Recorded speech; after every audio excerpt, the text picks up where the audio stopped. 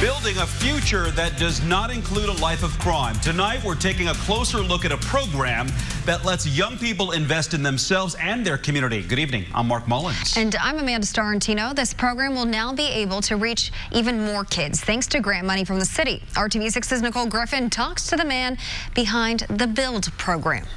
Never start at the bottom, because if your paint runs, you don't really have anywhere for the paint to go. Troy Turner is the construction manager on site for this project at a home in the Martindale-Brightwood neighborhood. He's guiding his trainees who are part of the Build program, teaching them skills they need to become carpenters. Through their training cycle, they help rehab older homes, vacant homes, and even apartments. It allows us to put trainees in their community so they can impact change. And hopefully, as they meet these neighbors, these elderly individuals, often single parents, then they build a relationship and they become accountable to one another. While building construction skills, they earn a $200 weekly stipend. They can also improve their education by earning college credits through a partnership with Marian University. DeMorris Taylor says he was interested in learning a trade after high school and says Build is the perfect fit. This means a lot to my future, and after this, I hope to invest in real estate and start my own business one day and helping people fix their house. Program leaders stay engaged with trainees after their training cycle is complete, helping them land an internship or a job.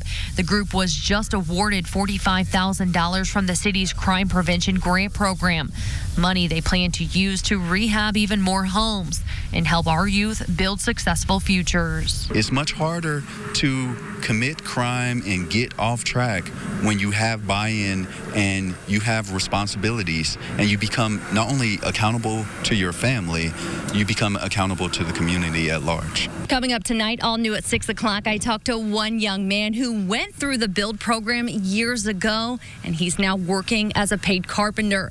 I'll talk to him about how it's helped change his life. Working for you tonight in Indianapolis, Nicole Griffin, RTV6. Happening now on the east side, an all-out blitz bringing much-needed help right to people's doorsteps. Several city agencies are visiting the Meadows neighborhood to deliver quality-of-life services. Crews are going door-to-door, providing information about health, safety, and other wellness services. This program is important because it helps the neighborhoods. It helps the people in the neighborhood to deal with the things that are going on in the neighborhood on a daily basis. The outreach ends at 7 p.m. A resource station is also available at New Haven Missionary Baptist Church on Schofield Avenue. That is where residents can meet directly with representatives from various community organizations. A Lafayette man will likely spend the rest of his life in prison for murdering his wife. A Tippecanoe County judge today sentenced 52-year-old Patrick Elliott 75 years. He shot his wife, Danita Elliott, at the couple's Lafayette home in August of 2017. A Tippecanoe County jury found Elliott guilty in July. Metro Police continue their search for a missing Indianapolis woman. Officers say 24-year-old Elizabeth Todd went missing yesterday after she left her group home. She has a mental disability and was last seen on West 48th Street and Kessler Boulevard. Todd was wearing a white shirt and pink pants. If you see her or know where she is, call police or Crime Stoppers at 317-262-TIPS. And just about 3 minutes after 5 o'clock on what has been a spectacular day, our temperature 74. That's average for this time of year. Look at the humidity, though, pretty much non-existent. A northwest wind at 12 miles per hour. Comfort everywhere we look. 75 in Muncie, 76 in Bloomington. We're primed with the dry air for these temperatures to fall off, and significantly for tonight. Through the evening hours, we'll see the slow progression of temperatures down to 60 by the time we get to 11 o'clock tonight. Then as we go overnight, the coolest spots will be 49 degrees tomorrow morning. Indianapolis low temperature right at 51 degrees. If this is the low point for temperatures within the 7-day planner, I'm anxious to show you the high point coming up. New developments in the impeachment investigation of President Donald Trump. Today, the acting director of national intelligence testified before Congress. He faced questions about a whistleblower complaint that raises concerns about a conversation President Trump had with the new leader of Ukraine. ABC News' Rachel Scott is in Washington with the new developments at this hour. The nation's top intelligence official in the hot seat and on the defensive. If the Inspector General had not brought this complaint to our attention, you and the Trump administration might have gotten away with this unprecedented action. While I was endeavoring to get the executive privilege concerns addressed so that it can then be forwarded. It was not stonewalling. The acting director of national intelligence, Joseph McGuire, pitted between lawmakers and the White House. This complaint outlines a scheme by the President of the United States. At the heart of that complaint from someone in the intelligence community, a July phone call between President Trump and the president of Ukraine, where Trump repeatedly urged him to investigate his potential 2020 rival Joe Biden and his son. In this redacted version, the whistleblower says White House officials were deeply disturbed by that call and reported hearing that officials were directed to remove the electronic transcript from the computer systems where they are normally stored. But that complaint was blocked by the administration and not passed on to Congress as required by law. What the DNI did was broke the law. The president insists he has done nothing wrong. It's a disgrace to our country. It's another witch hunt. Here we go again. Some Republicans standing their ground, rushing to the president's defense. I want to congratulate the Democrats on the rollout of their latest information warfare operation against the president. But there are some cracks in the party support for the president. I want to say to the president, this is not okay. It isn't. That conversation is not okay. And while McGuire defended his handling of the complaint, he also called it unprecedented. And following that complaint, some are trying to nail down the identity of the whistleblower. Well, the whistleblower's attorneys are speaking out against that this afternoon, saying it would come at the risk of their personal safety. Rachel Scott, ABC News, Capitol Hill. Vice President Mike Pence was back in Indiana today discussing the United States trade relationships with Mexico and Canada. Pence spoke at McAllister Machinery in Indianapolis, the headquarters of a local heavy equipment supplier. The former Indiana governor urged passage of the United States Mexico-Canada Agreement, or USMCA. The USMCA is set to replace NAFTA as the country's top trade agreement with its nearest bordering countries. Democrats have been in discussions on this agreement for months, and Pence asked the public to call their lawmakers to get it passed. So tell Congressman Andre Carson you want him to put politics aside, put the USMCA on the floor, and pass it for Indiana this year. And say it with a smile. Pence did not directly mention the impeachment inquiry into President Trump, nor did he take questions from local reporters. He will be at an event in Indianapolis tomorrow and then return to Washington, D.C. tomorrow evening. This afternoon, Carson's office responded to Pence's calls to get the agreement passed. In a statement, a spokesperson said, quote, Congressman Carson has been closely following the discussions surrounding USMCA. However, he has concerns about the agreement in its current form and is working to secure changes that would make him more likely to support it, end quote. There are now 12 vaping-related deaths in the U.S. The latest was in Mississippi. Other deaths were previously reported in Indiana and 8 other states. Indiana now has 17 confirmed illnesses. According to the CDC, there are now 805 cases of lung disease associated with the use of e-cigarettes or vaping products nationwide. Experts are urging teens and adults to stop using e-cigs. Still ahead on the Now Indy at 5:30 on RTV6, a woman missing for nearly 3 years. Today is her birthday, and her family is marking the occasion by serving others. But first, anticipation and dread ahead of the opening of a new blockbuster film. Even the U.S. military is worried about this one.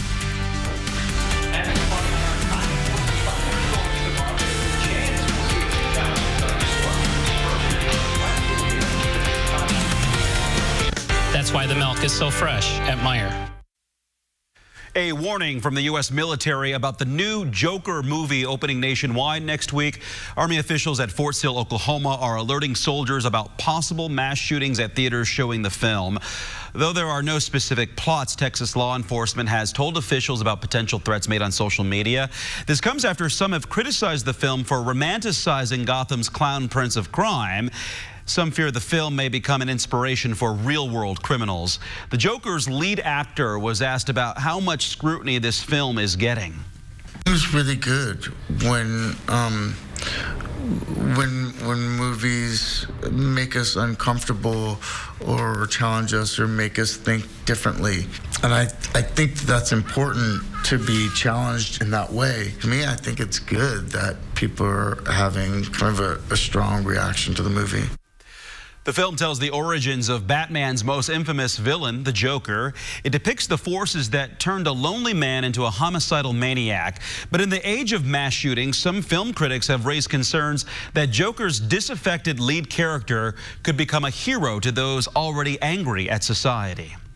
Apparently, the OK symbol is taking on new meaning in some circles. The Anti-Defamation League says the symbol is being co-opted by hate groups like the White Power movement. According to the ADL, the OK hand gesture and its link to white nationalism began as a hoax.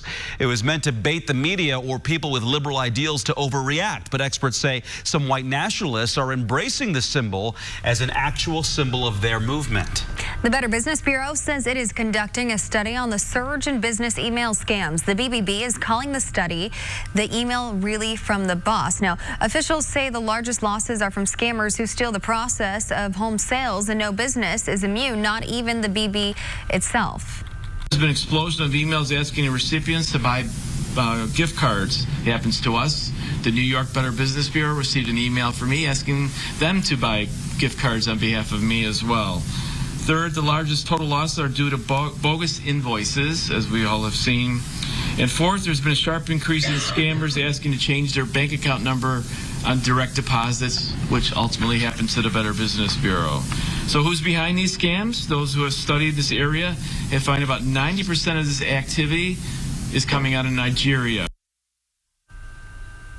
BBB officials say there has been at least a 50% surge in business email scams, costing businesses, organizations, and consumers more than $3 billion in the last year. The BBB says to protect businesses and individuals from email scammers, everyone who has emails needs training from their company. Well, how do you like them apples? Apparently, some northern Indiana thieves like them a heck of a lot.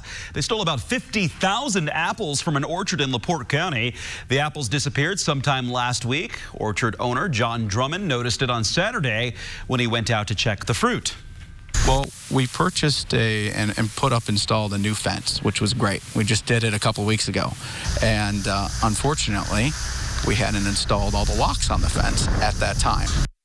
Well, the sheriff's department says whoever took the apples probably hauled them off in a trailer. Investigators believe the thieves plan to make a batch of applesauce of jugs of homemade cider there. Drummond says they now have locks and cameras on their property. You've probably seen beautiful baby pictures that have left you wondering how photographers were able to get a newborn into a specific pose. Well, a warning tonight. Doctors say don't try it at home. Leave anything elaborate up to a professional photographer. Lisa Delabella loves babies, and she practices the art of taking pictures of them. The photographer just attended her third weekend-long workshop on how to properly photograph newborns. There's a lot of work that goes on behind the scenes to keep your baby safe during a photo shoot. Delabella is sounding the warning about trying to position a baby by yourself or using a photographer who is not specialized or trained. And doctors back that up, saying when in doubt, hire a professional. If you have a photographer who is not trained in newborn photos, an amateur photographer, a friend or a family member who's taking these photos, and they look at somebody else's photos, they think they can do the same thing. And they put the baby in these positions. The baby could slump down, fall. The airway could be compromised if their neck goes down. So the big takeaway for you, if you're taking pictures of your newborn, keep it simple and make sure your baby is always supported and safe. Otherwise, hire a proven professional photographer for the more elaborate photo shoots. Jennifer Lopez and Shakira are going to bring the heat to the 2020 Pepsi Super Bowl halftime show. The NFL just announced that the superstar performers will perform on February 2nd at Hard Rock Stadium in Miami Gardens, Florida. Both Lopez and Shakira have had major success, the pop and Latin charts over the years with multiple hit songs and albums. Lopez released her multi-hit debut in 1999 and topped the Billboard Hot 100 chart with songs like If. Jay-Z's Rock Nation company is co-producing the halftime show. So there we go. I think that's going to be a great one for Florida. That's awesome. Is it halftime yet? It's nowhere near halftime yet. Well, we're in overtime for summer. Oh, but yes, we are. Temperatures next week on a daily basis, at least the beginning of the week, will push record highs. How about that? Let me just show you. This is not just for Indiana, but from the Gulf Coast to the Great Lakes, the warmth will build as we have the heat building. They'll have snow in portions of Montana, maybe a couple feet of snow in the northwest portion of Montana. For us, let's talk about predicted highs right at 90. Monday and Tuesday, 88 on Wednesday. Now we'll bring up the record temperatures that are in place, and it looks like we'll set a new record on Monday and Tuesday, be oh so close on Wednesday. Warmest temperature ever in the month of October in Indianapolis, 91 degrees. It is beautiful today. Low humidity, nice little breeze, tons of sunshine. Describe it however you'd like. 71 in Richmond, 76 in Terre Haute. To go from Lafayette down to Columbus, pretty uniform temperatures, all in the 70s. When the air is dry this time of year, you can really stretch out from morning low to afternoon high. We'll see that temperature range exploited tonight into tomorrow. All right, Mark and Amanda, we need your unidentified, or what am I trying to say? Undivided attention yes, to identify Gemini. Look at that. Gemini is not a dog. Isn't that wild? Not a dog. I love Karen's sense of humor. So she sent in this newborn calf picture, and we're just going to hoof it without a lead. She was born a week ago. How about that? Welcome to the world, Gemini. Welcome to the world. And welcome to RTV6. Temperatures through the evening hours will fall off into the 50s by 11 o'clock tonight. If we're going to make it into the upper 40s in spots, we've got to get a move on it. Temperatures in the morning, they'll be low to mid 50s in Indianapolis, cooler in outlying areas. More sunshine in the morning, then I think we'll see more in the way of clouds develop in the afternoon. Enjoy tomorrow morning. Look at how quickly and significantly temperatures change for overnight lows. Will consistently be around 70 for overnight lows this weekend and into next week. Tomorrow, chance for thunderstorms will develop to the north and northwest. 84 in Indy for the high, noticeably warmer. Few of the storms could be on the strong side. There's a marginal or low risk for severe storms northwest Indiana. May impact Friday night football, especially north of Indianapolis. Temperatures will be warmer for the game, lower 80s at kickoff, staying in the 70s as we go through the evening hours. Tomorrow, 4 o'clock, thunderstorms entering northwest Indiana. This model a little more aggressive at bringing the line of thunderstorms south toward Interstate 70. We'll see if that overplays it a little bit, but I do think not just tomorrow, but as we go into Saturday, the chance for thunderstorms will be higher to the north. There's your consistently warmer temperatures through the middle of next week, and then when the bottom falls out, it falls out. We go from 88 Wednesday with the chance of thunderstorms to 73 next Thursday. The calf was cute. Yes. Very Thanks, cute. Kevin. Well, when it came to a class field trip, a little girl thought she'd have to sit this one out, but you might say a kind teacher had her back, and she had his. The only name you need to know.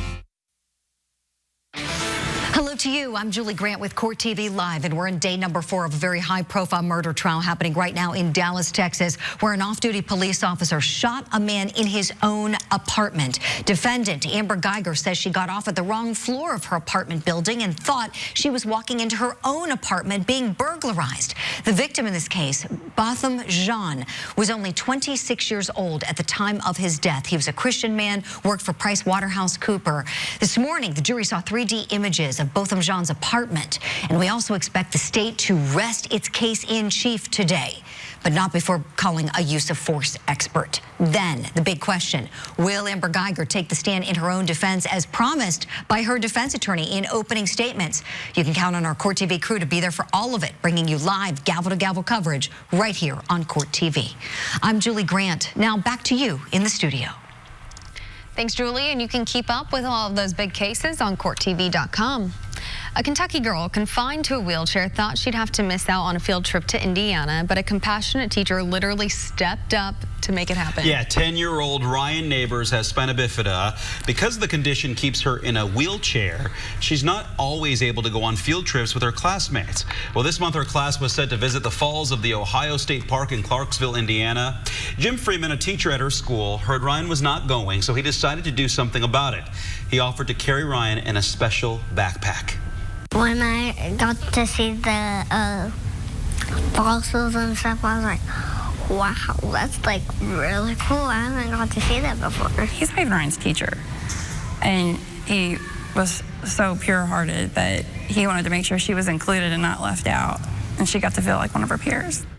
Ryan's mom posted the unexpected act of kindness to Facebook, and thousands of people sent reactions, message of support for both Ryan and Mr. Freeman alike. Always nice when the community comes together. Very sweet. Takes a village, right? All new at 6 p.m. here on RTV6. If you're looking for love online, you'll want to hear about what the government has to say about a popular dating website, the action they're now taking. But first on the Now, Indy, a hidden danger that many kids in our community could be facing. One city's plans to keep our children safe. You're watching RTV6.